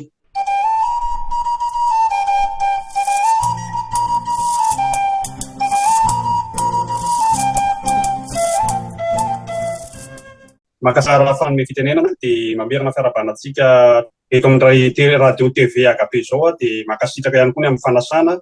de ny voalohany teny angamba de miaratsika rehetra amin'ny anaran'i Jesosy Kristy Tompo fiadaman'ny Tompo ao amin'ny tokantranontsika tsirairay avy sy amin'ny akonantsika efa naharitratra ihany ny eno ny eny tsara ny zava-nisy rehetrarehetra teo de isorana ny anabavy vola sy ny anabavy anankiray zay efa tototry ny fanontaniana teo aloha sy misy mpametraka fanontaniana ihany koa soranantsika rehetra zay efa nandray anjara ary tsara fipetraka mihitsy ny zavatra rehetra marina ny tenin'Andriamanitra hoe zavatra rehetra de miara-miasa ka soa zay tian'Andriamanitra fa tia amin'ny atao hoe efa maromaro ny fanontaniana lasa voatafiditra ny tenako satria raha ho an'ny tenako manokana zay vahiny atao anatin'ity fandarana ity androany raha nandre ny fanasana tamin'ny lakamisy angamba izy zay de saika ny ahotra kely hoe tsy tokony andray anjara amin'le izy satria raha ny tena marina raha aman-dreny ny tena nefa ho aza vaiko ihany moa zany ny antony rehetrarehetra nefa moa ny sitrapon'Andriamanitra tsy maintsy tanterahantsika ary zay ny atom-pisitsika ny anatanteraka ny sitrapony de isorako ny tompo zay mbola nanome fotoana tombonandro ery tanjaka fahasalamana indrindra fahafahana fitarian'ny fanahy masina anatanterahana zao atao hoe firesadresana momba ny fitezany zay. Raha hiditra avy hatrany amin'izay resaka fitezany zay ny tenako dia angamba atao hoe témoignage no mety ho be dia be sy atao hoe filazalazana ny zavatra misy zay miainana aloha no mety panomboana azy. Raha ny tenako manokana dia atao hoe zaza tsy mba nitezaina tao anatina ankohonana ny tenako hoe ankohonana tena hoe ray sy reny sy ny zanaka tsy nananako zay zavatra zay satria vao kely dia efa maty ny raiko zany 4 taona tsy kadiko akory na ny endriny azy ny reniko indray tsy nahataizanay manokana satria maro zahay fantatsika moa fa ny vehivavy tsy tamin'ny fotoana andro taloha tsy natao ikarama sy tena hoe amelona ny ankohonany ho tompona andraikitra feno fa ny vehivavy no zany sy ny lehilahy ny fanampy nahakatrina raha dia mbola marina zay zavatra zay fa zay zany ny zavatra misy tsy voataiza tao anatina ankohonana zany ny tenako fa nipetraka tamina zoky efa lehibe zany efa mananjanaka zoky koa raha nanjanany ara dia mipetraka tany amin'ny zareo nisy fotoana ihany koa nipetraka tao amin'ny mamako fa ny tena bazy ny fiainako zany dia ny fahatsapako an'izay fakambotiny zay zany hoe vao kely zany dia fa resy raha ny tena marina hoe ohatrany hoe zay mihitsy zany tao an-tsaiko fa resena avy hatrany hoe tsy mitovy amin'ny olona ohatrany hoe tsapako mihitsy zany zay rehetrarehetra zay hoe tsy nanakim-po amin'ny olombelona fa vao kely kosa aloha dia efa tsapako fa nanakim-po tamin'Andriamanitra ary izay fanakiana-po tamin'Andriamanitra zay tamin'ny fahakelezako tamin'ny mbola tao hoe kely mihitsy dia efa hoe niainako isan'andro raha vao misy zavatra manjoana dia ny mivavaka mifona indraindray miafina dia mitomany ary amin'Andriamanitra no miresaka rehefa mitomany zany hoe efa nisy fifaneresanana tamin'Andriamanitra zany vao kely ary mbola tsy fantako moa tamin'izany hoe converti ve sa tsy converti sa ahoana fa fantatro fotsiny hoe rehefa tsy nanana dada ho atsonantsony dia Andriamanitra no nanakinako ny fiainako tamin'izany fotoana izany dia zay zavatra zay tena niteraka zavatra ngetabe tamin'ny fiainako mihitsy zay zavatra zay tena hoe be dia be zany lesona voasitoko tao anatin'izay rehetrarehetra zay voalohany amin'izany aloha ny everiko hoe ratsy ny fahazazako zany tena hoe ratsy satria tsy tao an-trano ray aman-dreny no antitra ny dadako vao niteraka anahy dia maty izy rehefa avy eo satria fa antitra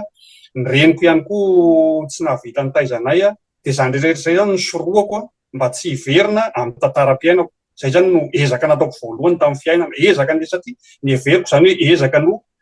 tsy maintsy atao aloha dia voalohany aloha zany tanora dia efa nanambady fa ary manarakaraka an'izay koa nitady vady mba ho vady voakarakara tao tokantrano ray aman-dreniny sy voakadre tao anatin'ny tokantrano ray aman-dreniny satria zay nibanga tamiko dia niveriko hoe zay zany mety ary fahatelo manarakaraka an'izay niezaka ihany koa mba hiteraka loloha mba tsy ho antitra vao hiteraka ho sahirana hitaizany zanako dia tena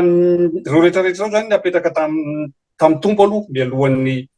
natanterahana azy aloha dia efa mba fantatro zany hoe angataka amin'Andriamanitra meo vady Andriamanitra meo ohatr'izao mba fantatro zany taloha na dia tsy nalala versery na dia ray azy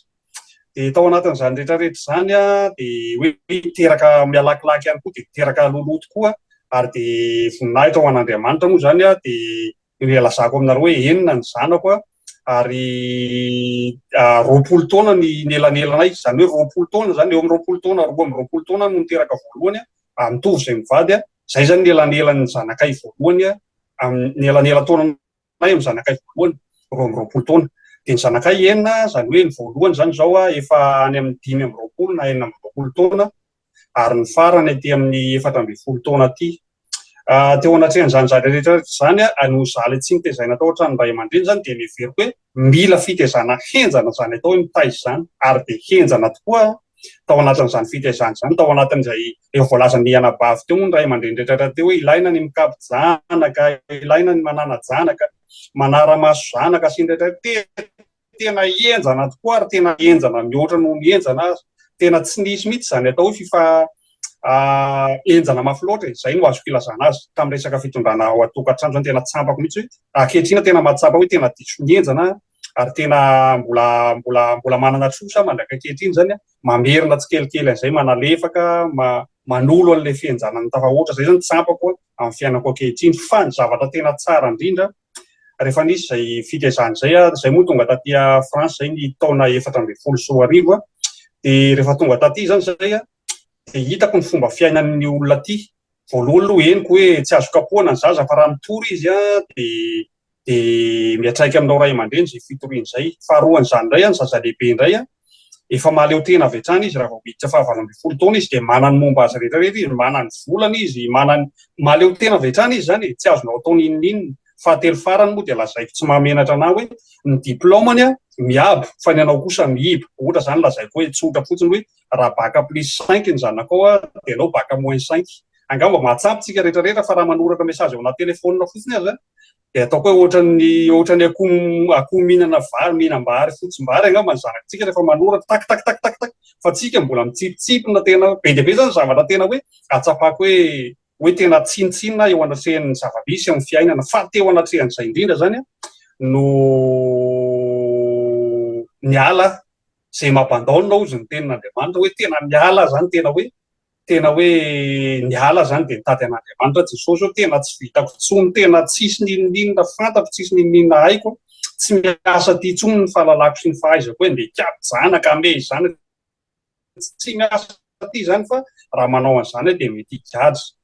Eo anatrehan'izany rehetrarehetra zany zany tena hoe tapitra ny fantako ozy ny fitenenana malagasy dia ny vava tamin'teo zany nanomboka converti ihany koa ny tena zay raha zay no azo ilazana azy hoe satria tena tsisy noentina tsony dia niala teo ambony direction dia nanolotra ny zany ho an'Andriamanitra ho an'i Jesosy. Rehefa mifanena tamin'i Jesosy dia tena hoe io Jesosy tena hoe tena tsisy n'inon'inona fantatro tsony fa ino ianao dia ataovy zay sitraponao fa manaika ankehitriny fa tena tsy vitako tsony. Fa teo no hoe niraisin'Andriamanitra tanana ny zavatra rehetra, tena nifanena marina tamin'Andriamanitra dia nanolo tena teo anatrehan'Andriamanitra. Ny tenako manokana aloha nanolo tena dia avy eo dia nitarika ny ankohonako ihany koa raha nizaho sy ny ankohonako dia hanompo an'i Jehova dia nanamby tamin'ny ankohona, nantarika ny ankohonana, natao ny fanambatam-baza, natao ny somary mafimafy kely mitondra ny ankohonana, tena hoe anakaiky an'Andriamanitra bebe kokoa. Fa rehefa tafiditra tao amin'izay zany dia tao amin'izay ilay zaza zany no tefeny fiarahamonina kristianina. Izay ny tonga dia manamarina azy tanteraka ary manamarina an'izany ireo anabavintsika, ireo rahalahintsika izay mahita ny fifampitondrana tao anatin'izay taona atao hoe 5 na 9 taona niarahana izay hoe ny ankizy tena manaraka, ny ankizy tena mandray, ny ankizy tena mifandray ihany koa amin'ny kristianina rehetrarehetra, na ny ray aman-dreny na ny ankizy dia tena mahafinaritra. Fa teo zany ny nanefen'Andriamanitra sy nanamboaran'Andriamanitra ny ankohonana misy anay mivady. Dia na zay raha tena tonga saina mihitsy hoe tena mivadika tanteraka ny globy ary tena hoe tena enina ho an-tanana mihitsy zany fa Andriamanitra mihitsy no miala. Somary ratsiratsy ny fifandraisana, tapatapaka ny connexion avy any amin'ny rahalahy Erika. Mandrapivelon'ny connexion angamba dia atotoko kely amin'ny anabavola ahoana ny mikasika ilay fanontaniana napetraka tao hoe manahoana misy akony ve le fomba fitaizana any ankizy hoe mba modely ihany koa any amin'ny mpianarany, any amin'ny fiarahamonina misy azy fa satria vavolombelona ihany koa ary tsika natao hitory manahoana fijerinao afaka mijoro vavolombelona any amin'izay ve ianao? Ie, misaotra ny ranadafalina mian'izay fanontaniana izay dia voninahitra moa an' Jesosy fa za manokana zahay dia mahita hoe misy vokany zay le fitaizana zay zany ny zanakay zany dia nianatra tamin'ny école publique foana, izany hoe nifanerasera tamin'ny zanaky ny olona rehetrarehetra tsy mpino ao amin'izao tontolo izao dia ny zanako vavy matoa nanomboka maternelle izy dia efa nisy ankizy vavy iray zay namany, dia io ankizy vavy namany io zany dia miaraka teny foana, misy fotoana miaraka kilasy aminy, misy fotoana tsy miaraka kilasy aminy, fa nanomboka teo amin'ny kilasy nanomboka tany amin'ny collège izy zany no tena nanomboka hoe nanana fardeau ny fanahin'ireo ankizy ireo, nanomboka hoe nivavaka ho an'ireo ankizy ireo. Dia rehefa tany amin'ny lycée moa izy dia niroso tamin'ny ranobatisa dia teo koa izany vao nanomboka sako izy nitory tamin'ireo naman'ireo dia tena hoe voninahitra ho an'i Jesosy Kristy fa nisy maromaro ireo naman'ireo nanolo tena ho an'i Jesosy noho ny fitoriany tamin'ireo naman'ireo zany. Dia za zany faly be mahita an'izay satria hitako hoe nisy vokany ny zavatra nampitaina tamin'ny isan'andro indrindray izy mizara amiko hoe maman misy namany anankiray zay zao izay namany anankiray zany tena namany akaiky anazy nandritra ny collège iray manontolo dia zao ilay kalakely zany rehefa afaka baka dia lasa tena miborioka be mamonjy boaty ohatr'izany dia malahelo an'ilay ankizy izy dia mizara amiko izy hoe maman tena mampalahelo be hozy izy ilay ankizy fa zaho izy te hizara momba ny Jesosy fa tena mampalahelo izy fa hitako zany hoe misy akony le izy ary mandray lesona koa izy ao anatin'le izy hoe mila faharetana ihany koa ny fitondrana ny olona anankiray ho ao amin'ny Jesosy satria le kalakely anankiray nanolo tena zay zao nanomboka classe de 6e angamba na teo ao amin'ny collège teo no nanomboka nitondram-bavaka an'izay izy afaka baka zareo vao nanolo tena ho an'i Jesosy le tovovavy io zany de za zany tena mahita hoe misy hita ny vokatra zany voninahitra moa an'i Jesosy Kristy irery ihany fa hita ny vokatra ary mety hoe ny ankizy sasany mety mbola tsy de hita be ny vokatra fa le izy efa ao le izy fa miandro ny fotoana ivoahany fotsiny fa le ny zavatra ny investissement antsika ray aman-dreny zany tsisy verimaina tsy verimaina mihitsy ny investissement izay ataontsika ray aman-dreny amin'ireo zanakitsika ireo le fampianarantsika azy isan'andro le hoe na ao an-tranontsika na eny an-dalantsika na matory na mifoha dia mampianatra azy foana amin'ny alalan'ny zavatra tenentsika sy amin'ny alalan'ny témoignage ny fiainantsika tena zay moa zany tena important mihitsy zay ary efficace ary zay no ny zavatra tenentsika dia zao hoe voaray an'ireo zanakitsika ireo zany dia tsika rehefa avy eo faly mahita an'le vokatra dia raha ny anahy manokana moa zany dia hoe voninahitra ho an'i Jesosy Kristy tompo fa hitako hoe ahoana moa zany mieritreritra ny fanahin'ireo namany izay izy moa zany tsy tena hoe namany be intsony satria izy tsy manao ny fanaon'ireo ankizy rehefa tsy nanao ny fanaon'ireo mihitsy izy hatramin'izay fa ohatrany hoe samy any am-pianarana fa ohatrany hoe misy fotoana izy miteny hoe za ve mamoa afaka matory any amin'ilay namako dia efa fantany fa hoe non tsy afaka matory any amin'ny namany zany tsy fa ohatrany hoe namany any am-pianarana dia rehefa any am-pianarana izy dia mifampiresaka amin'ireo ankizy ireo namany fa mijanona treo ny ankizy mety hoe mandeha any amin'izay indray mandeha zay ary izy nisy namany ihany koa dia hoe andeha anniversaire tamin'izay moa izy zany efa afaka baka dia ozy izy hoe afaka mandeha anniversaire ve za maman dia hitanay izy hoe efa matotra zay koa zany zavatra anankiray important hoe jerevantsika le zanakitsika hoe efa mahafantatra ve izy efa azontsika mena confiance ve izy hoe raha alefako any izy dia tsy hanao betizy dia zanakay vavy io zany tamin'izay efa hitanay izy hoe efa manana fahamatorana izy hoe tsy hanaonao foana raha mandeha any dia nekenay hoe mahazo mandeha ndria fa amin'ny 12 ndria lainay ihany dia tsy izy tamin'ny voalohany zany teny hoe mijanona any dia mijanona any fa ndray alina manontolo le fety dia nitenenay izy hoe afaka mandeha ndria fa amin'ny 12 alina ndria alainy dada sy neny any dia nandeha tany izy tonga tamin'ny 12 alina dia tonga izay mivady nakazy dia le ren'le ankizy moa mbola niteny hoe manino izy raha mba mijanona fa zay niteny hoe mila mody izy dia rehefa tao anaty tomobila dia ozy izy taminay hoe so ihany maman fa nalainareo fa efa vita ny sakafo dia efa nanomboka nandihindihy le mirahirahira zareo dia tsy à l'aise tsony fa so ihany nareo tonga naka dia le izy koa zany izay zavatra important hoe rehefa tena voarain'le ankizy tsara le zavatra rehefa misy base voarain'le ankizy ao izy ihany se sensibiliser izy ihany mahafantatra hoe efa mahafantatra izy zany hoe ty azoko atao ty tsy azoko atao ty ratsy any ty tsara dia na tsy eo ary ianao satria tsika tsy afaka ho ao aoriana ny zanakitsika 24 heures sur 24 impossible zany hoe tsika dia anisy caméra ao an-damosiny zanakitsika hoe aiza indray zao inona indray zao no nataony sy ny sisa fa zava-dehibe zany ny fanomana antsika ny zanakitsika hoe misy fotoana izy tsy maintsy manoloana na safidy anankiray hoe fiainana sy fahafatesana dia ampianarintsika izy hisafidy ny fiainana ohatra antsika koa hoe tonga teo anoloana izay safidy izay indray andro dia hisafidy ny fiainantsika dia mila homanina zany ny zanakitsika hoe indray andro izy tsy maintsy handeha any amin'ny toerana mety tsy hitantsika tsy fantatsika izay ataony ihany fa manana confiance aminazy tsika noho ny investissement efa nataontsika hatramin'izay hoe hatrambola kely izy dia efa nikolokolotsika nampianarintsika zavatra nametritsika azy daholo ny fahamarinana rehetrarehetra izy koa mitombo amin'ny firaisany amin'Andriamanitra izay koa zany zavatra important hoe mila mitombo koa le ankizy amin'ny ara-panahy fa izay koa manampy anazy hahatonga azy tsy hanaonao foana dia izay ny anjara fitenenako. Mahafinaritra fa efa kaikaiky farana angamba ny fotoana fa misy ihany resaka ihany zay hoe mahafinaritra zay le fampitaina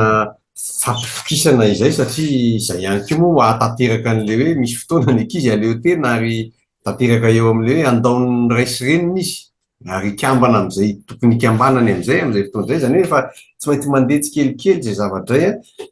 tezainy izy aloha amin'le kapoka sy enjakenjana dia manomboka me atao namana indray izy ahafantarana an'izay izay fiainany ihany mba hahafahana manoro lalina sy mitafatafa aminy sy mifampita hevitra ihany koa. Dia rehefa avy eo izy manomboka hita ao aminy fa efa mitombo ny fahalalany sy efa manomboka atokisana, dia manomboka avela ihany indray izy mba any amindray ny fahalalana mba hifeny tenany. Ary io zavatra mahavariny satria raha natao hoe fiainany zanak'Israely mihitsy dia tena zany mihitsy teo anatrehan'Andriamanitra zany tena hoe ny zanak'Israely izay nomenan'ilay didy folo angamba aloha nomenan'ilay lalàna, zany hoe enjakenjana mihitsy. Dia iny zany natao hoe iny lalàna iny zany ohatran'ny karazany ohatran'ny hoe fitaizanana azy mihitsy aloha fa mbola kely izy. Dia rehefa avy eo izy rehefa melehibe izy dia tonga indray Jesosy Kristy indray zany dia atao hoe lay vahoaka an'Andriamanitra izay zany nomena fahalalahana indray fa nisy fanakaloza-kevitra tamin'Andriamanitra tamin'ny alalan'i Jesosy Kristy mihitsy mitombo dia izao indray andro ny fanamasina dia tena mandeha ny fiangonana atao amin'ny tena hoe mitaiza ny tenany mihitsy izy manapa-kevitra eo amin'ny fanarahana amin'ny tombo. Dia raha avy eo izy dia tonga ilay fampakarany zanak'ondry ny fiangonana, tonga amin'ny fanambadiana amin'izay zany tsika fiangonana amin'i Jesosy dia tafiditra amin'ilay atao hoe tena fiainana mandrakizay. Mahafinaritra be ilay resaka anao ary mino zay fa mbola hitohy satria be da be ny mbola resahana teo tsika mbola resaka hoe misy l'Église izay tao anatin'ny fitaizana kanefa miboiko na dia hitanao zao za tena nety mihitsy ny fitaizana tena araka ny tokony izy nefa maninona sasany nety nisy anankiray naningana ohatra manahoana fiantraikany zay mbola misy fanontaniana hafa mety ho apita manaraka ihany koa fa eo amin'ny famaranana azy angamba aloha dia omeko ny rahalahy faly na mety mbola hanohy fiaraparany rahalahy Erika izay efa tafaverina angamba ny connexion amin'izao fotoana izao meko ny rahalahy faly aloha dia izy mandamina azy eo koa na vavy Chantal na amin'ny famaranana azy amin'izao. Saotrana amin'ny fitehena rahalahy Hermanamo ngamba metrika teny farany rahalahy Erika hanohy ny zavatra efa voalazany teo dia omena avy hatrany rana vavy Chantal ny famarana satria efa mandroso dia mandroso ny fotoanantsika. Rahalahy Erika raha azonao fitinina ary dia omenanao ny fanohizana ny fanazavanao tao. Ia, dia makasitraka nanome ny fitenena rahalahy faly mialatsiny amin'ny fahatapahana. Araka ny voalazako teo moa zany dia atao hoe efa enina ny enainy ankizy. Ny efatra efa mazera efa mihoatra ny 20 taona fa ny anankiroa zany sisa minera. Ao anatin'izay rehetrarehetra izay zany araka ny teniko hoe zavatra rehetra miara-miasa ahasoa tian'Andriamanitra. Rehefa tonga taty Frantsa zany izay araka ny teneniko teo dia lasa fianakaviana kristiana rehefa nanolo tena ho an'i Jesosy dia ny ankizy ihany koa efa maro vita batisa efa betsaka ny nanolo tena fa eo anatin'izay zavatra rehetrarehetra izay zany angamba hoe fitopitianiko zany ilay izy dia tsy tena andraikitro loatra intsony ilay mitaiza fa mifampitaiza izay angamba ny zavatra azo lazana azy hoe mifampitaiza ny ankizy tena hoe zareo samy zareo ary ny tena mifanakaiky fo sy mifampahalala hoe zao zao tokony atao afaka mifananatra ihany koa mifampianatra mifanitsy tena hoe ianao zany maivamaivana fa ary efa zavatra tena hoe goavana na zavatra hoe tsy maintsy hidiranao raha aman-dreny dia tsy maintsy miditra tsery ianao manitsy manampy ny fifantsiana ao an-trano fa amin'ny ankapobeny zany dia vavaka no tena hoe anjara ny ray aman-dreny anjara maharay aman-dreny zany dia fitariana ny ankizy tena hoe iombom-bavaka tena hoe tia vavaka tena anakaiky foana ny vavaka dia ohatra hoe misy reny fotoana ohatra hoe fotoana fandeharana am-piangonana ohatra dia ianao no manaitaitra raha sendra hitanao hoe misy tsy dia taitra ny sasany dia ianao manaitra andao dia vavaka nonga tsy vavaka rehefa fotoana koa atao trano zany isakariva dia mandeha ny vavaka mandeha toro mandriso ny herinandro zany dia fandininy eo ny rehetrarehetra dia mihaino ny toriteny ataon'ny anankiray ao anatin'ireny fotoana ireny tena henonao mihitsy hoe mifampianatra sy mifananatra ny ankizy ao anatin'ireny toriteny izay toriny ho anay mianakavy. Lafo ny farany moa le tena hoe fanontaniana mipetraka hoe miinfluencer mitarika ny ankizy any ivelany ve ny zanakao hiditra ao amin'i Jesosy dia tena marina le izy tena mazava ho azy le izy ary tena hoe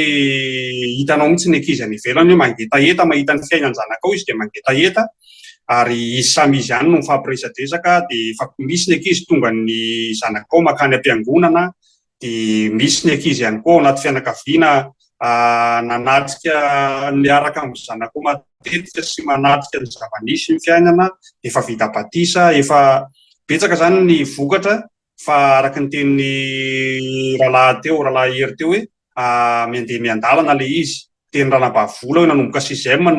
nivavaka ho an'ilay ankizy fa efa afaka baka izy vao tena nanolo tena ho an' Jesosy dia mitovitovy amin'izany ihany ny zava-misy fa ny tena zavatra lehibe zany dia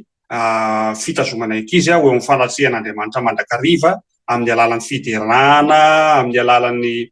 hira iraina atao trano, hira ianona atao trano, fiarahana mivavaka sy ny fiarahana makasitraka an'Andriamanitra amin'izay rehetra soa ataony dia tena hoe omena ny ankizy iainany reny dia tena henony ankizy sy tsapany ankizy fa mizotra amin'ny lalam-baovao ny ankonana dia manaraka ho azy izy dia voninahitra ho an'Andriamanitra moa zany fa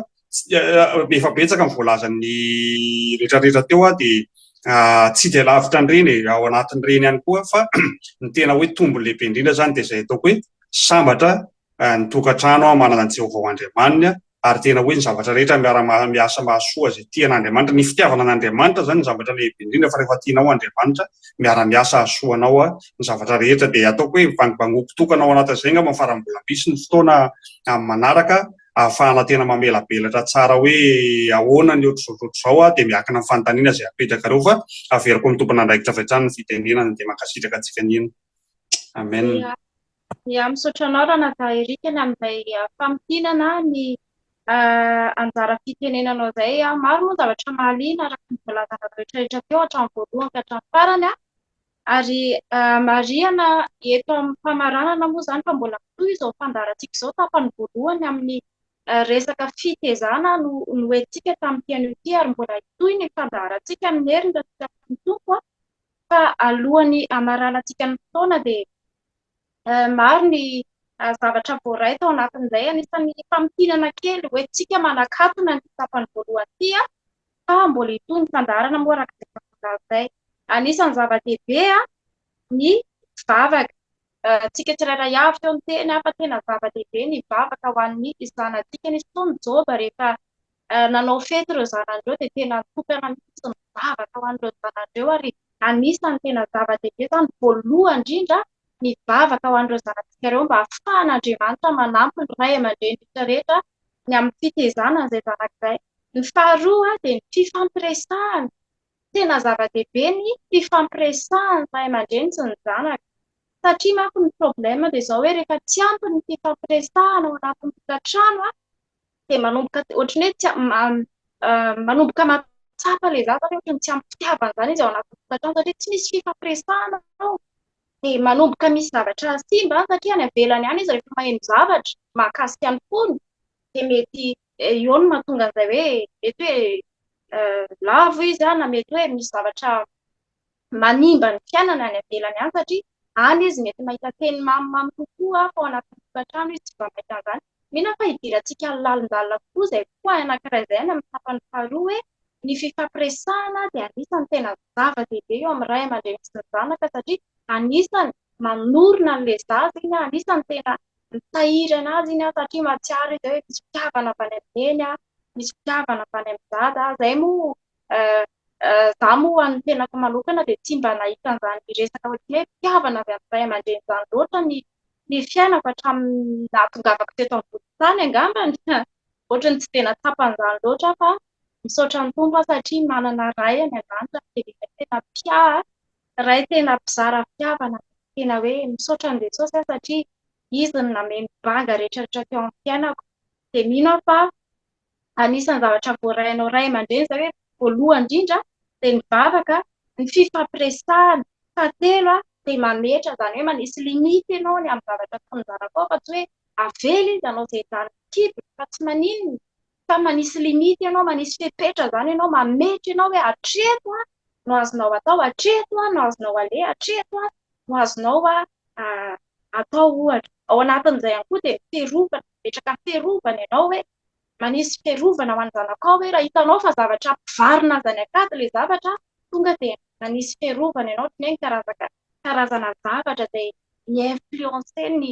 tanora rehetrarehetra ny ankizy rehetrarehetra maneran'izao dia tafiditra ao anatin'izany ireo karazana jeux vidéo sy ny tariny ireny karazana zavatra ratsy any anatin'ny telefaonina rehetrarehetra any dia manisy fiarovana zany ianao hoe hatreto ihany ny azonao jerena ao anatin'ny telefaonina io tsy mahazo mijery zavatra ohatran'izao fa rehefa misy zavatra hafa ary misy zavatra hoentiko amaranana tanteraka anazy dia miasa amina manana client zay dia io client io tena fanarahana maso tanteraka mihitsy zany ny zavatra jerena anatin'ny telefona tena resaka tamiko mihitsy izy tamin'izay hoe satria manko ny eniko izy miteny any ankizy eo ohatra hoe miasa eo dia eniko izy miteny any ankizy eo hoe ianao fa tsy maintsy mijery ny zavatra io ianao dia tena hoe arahany maso mihitsy ary manana ny compte-n'ireo ankizy ireo tsirairay izy dia rehefa mijery zavatra hafa ilay ankizy dia tonga dia araka an'ilay ray aman-dreny tsika ianareo ray aman-dreny moa zany mila vigilant kokoa ny eo amin'izay hoe resaka teknôlôjia dia efa tena mivoatra be ary efa tena mihoatry ny fefy dia mila matotra mila malina zany mila malina tsara ny ray aman-dreny manoloana an'ireo zavatra ireo indrindra ny amin'ny ankizy vao manomboka ohatrany hoe misondratra miakatra any amin'ny fahatanora dia eo zany tena mila mafimafy kokoa ny ray aman-dreny mila malina kokoa ny amin'ny zavatra izay jereny ny zanatsika izay zavatra ataony izay zavatra lehany izay zavatra rehetrarehetra zany hoe mila malina ny ray aman-dreny araka voalaza teo hoe ny vavaka fampiresahana fametrahana limita ary tafiditra ao anatin'izay koa ny fiarovana izay ny fampinana ny amin'ny tapany voalohany ity mihitsy fa mahaliananao ty fandarana ity ary raha ohatra ka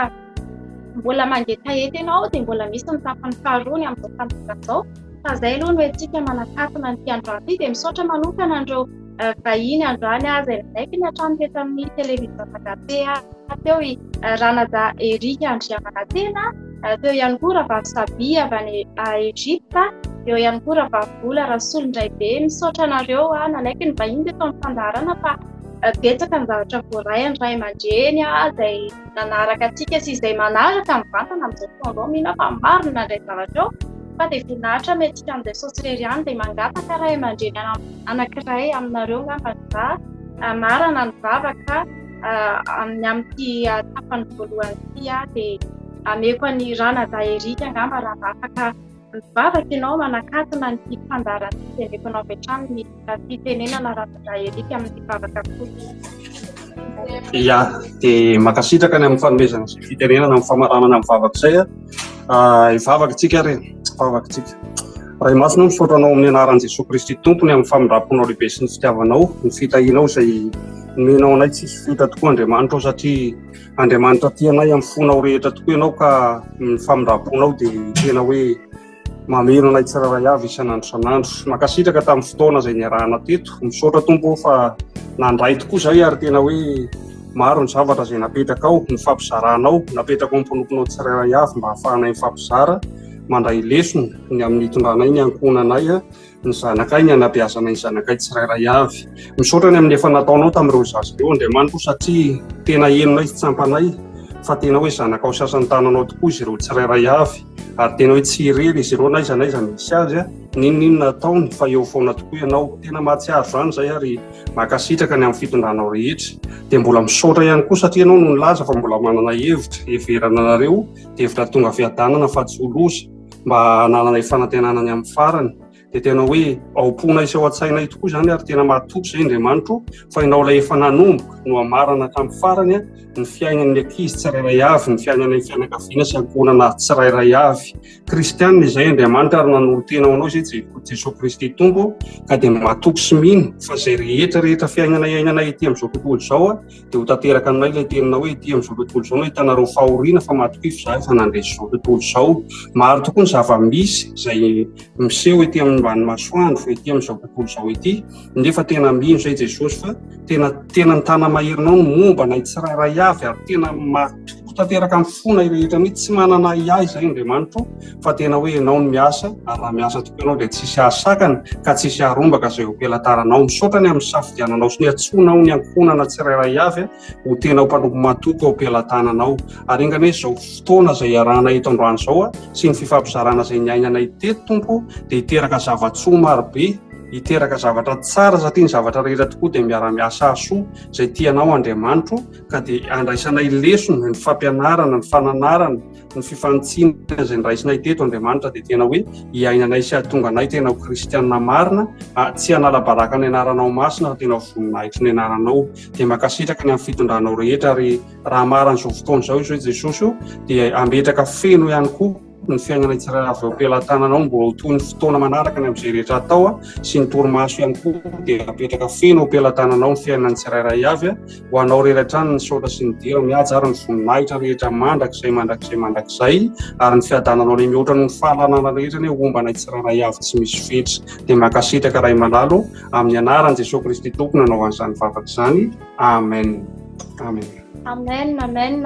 Dia mametraka ny mandra-piona ao amintsika tsirairay avy izay araka ny fandarana tamin'ity ity azontsika rahana moa amin'ny YouTube-ny televiziona Agape izao fandarana izao azontsika rahana ihany koa ny amin'ny Facebook-ny Agape vantana ihany koa eto amin'ny Zoom ho anao izay mangetaheta te hiditra eto amin'ny Zoom dia afaka miditra ao amin'ny Facebook-ny televiziona Agape ianao fa afaka raisiny ianao dia mipody fa anao miditra aty amin'ny Zoom dia mametraka ny veloma mandra-taona averiny amin'ny ny fandarantsika tahiny Jesosy tao.